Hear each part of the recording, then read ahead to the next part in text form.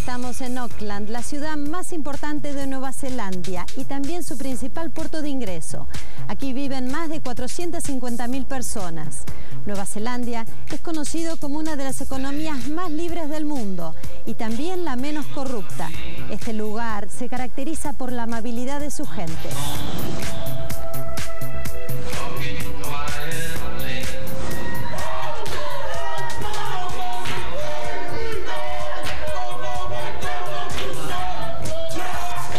Mr. Andy Dalton, Chief Executive Officer of the Auckland Rugby Union, thank you for having us here at the Cloud. Would you tell us what is the Cloud about? It's been put in here, it was considered temporary for the Rugby World Cup and for hosting opportunities, but I think it's been such a success that it's likely to remain. And as a tourism opportunity for selling New Zealand food, beverage. If you have a wander through here, I'm sure you'll see a lot of that. It's fantastic. Would you share your impressions about this Rugby World Cup? Been an outstanding success to date, and the whole of New Zealand has got in behind it, and I think people around the world have seen the passionate nature of the Kiwis towards their national game, and people throughout the country have got on behind the teams where they've been visiting in local areas. It's been fantastic support, and I think you'll find it'll be unanimous amongst the teams. It's been very successful. Why do you think rugby is so important in New Zealand? We're good at it on an international stage, and probably the best opportunity we have to sell ourselves. We think we have a beautiful country. We're good at rugby, and perhaps that's the best opportunity to sell our country to the world. What do you think are the main challenges that your organization is going through? Probably with the global economic crisis, I think there's been a reduction in the amount of discretionary income. So people are being more selective about the activities that they follow and the games that they attend. So declining attendance is an issue for us. How do you see the All Black team? Historically, yes. I think the team is very well prepared. It's a very experienced side. Many of them have been through 2007 when we had a wee hiccup in Cardiff, and I think we've learnt a lot from that. Team's tracking very well at the moment. I'll be very surprised if they can get past Argentina next week in the quarters. Be very surprised if they're not in the final. How are the Pumas, and how do you see the Argentinian rugby style in New Zealand? Very excited the possibilities of them joining us in the Four Nations from what was three nations or tri-nations. And I think it's a fantastic opportunity for Argentina, and we're going to drag them into the international professional world. Most of your top players are in Europe. I think it would be nice to see a competition starting, and maybe they join our Super Rugby competition with a few teams in Argentina in time. So I think it's a fantastic opportunity for Argentina to improve their standing on the international stage, and New Zealand, Australia, South Africa are committed to help them with that. How do you see this coming new tournament of the Four Nations would change compared to what it was the Tri-Nations competition? I think it's, as I say, an outstanding opportunity for Argentina. I think it's critical that they have their top players available, and that'll be a bit of a test for them to get them released from their northern clubs. But again, it comes back to developing more of the local players in Argentina and getting a really strong competition through Argentina. I think we can assist with that. How many visitors have you expected at this time in New Zealand? For the Rugby World Cup, we're expecting around 95,000. So, and for the semi-finals and finals, everything's happening in Auckland. So this party is going to absolutely take off. It's going to rock.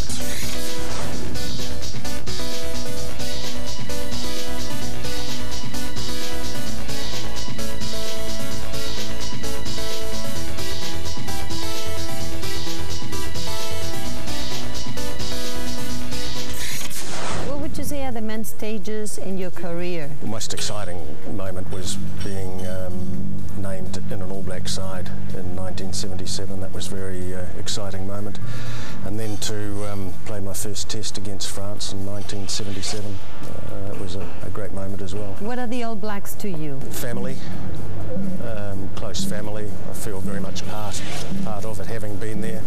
I know the hard work that is required to make the team, and I know the hard work that's required to be successful. So they're very much part of my life. At what age did you started playing rugby? I was probably a bit later than most. I started playing in a team about 10, long time ago now.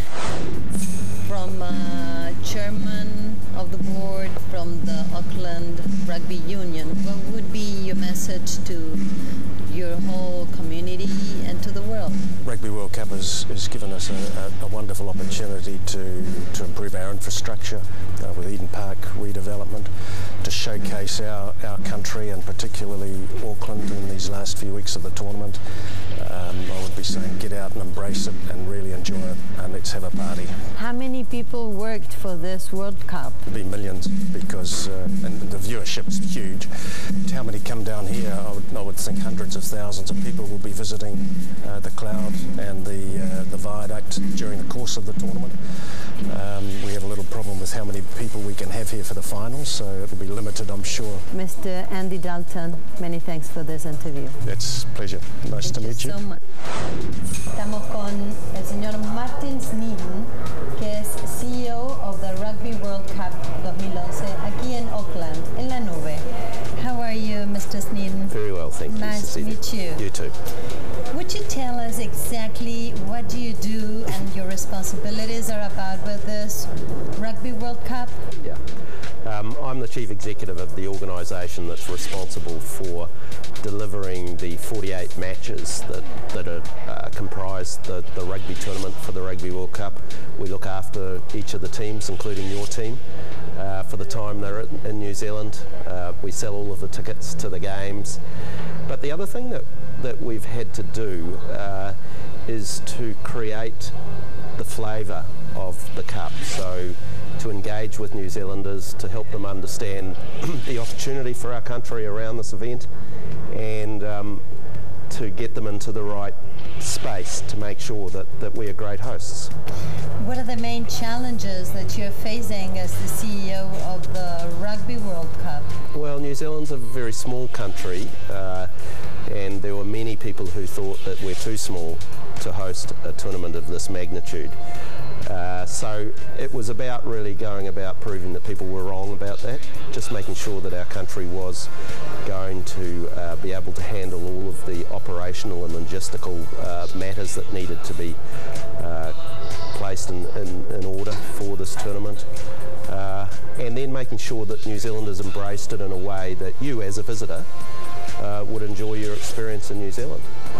How is it that a cricket player, you've played over 100 games as a cricket player, ended up conducting the Rugby World Cup? Well, like every other New Zealander, I love rugby, and when I was younger I played rugby, but I think the experience that I had in cricket, particularly in World Cups, Cricket World Cups, I've been involved in 5 of those, 2 as a player and 3 in an administrative role. The structure of a Cricket World Cup is very similar to a Rugby World Cup, and so I think that people had seen the experience that I had in that and felt that I could do the same job. I've loved it. It's been the best working experience of my life.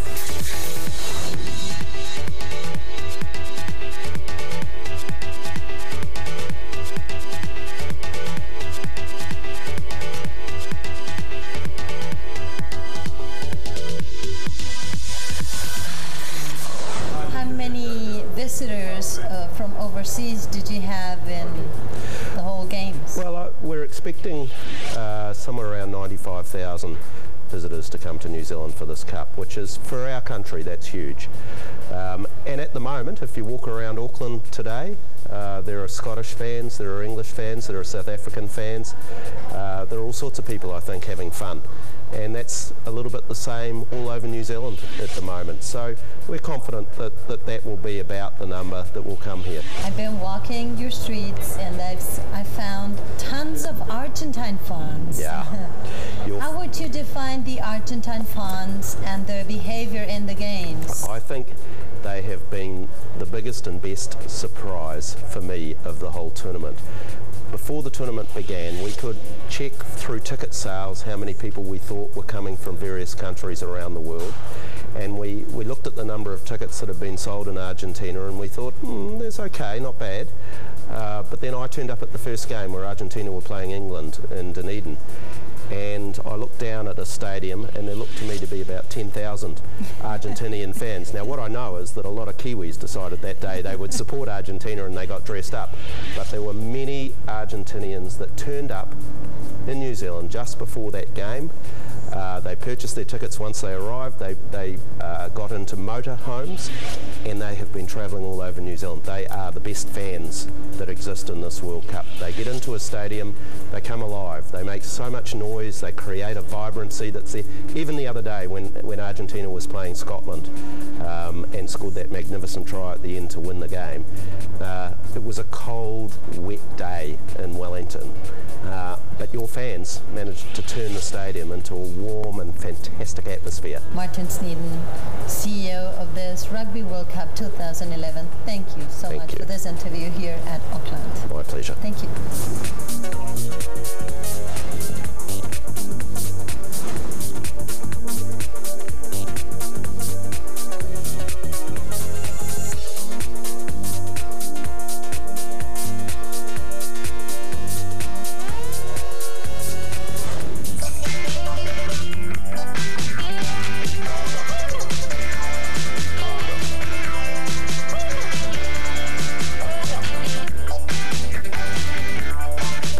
Fiat Uno. ¿Te subís? Fiat.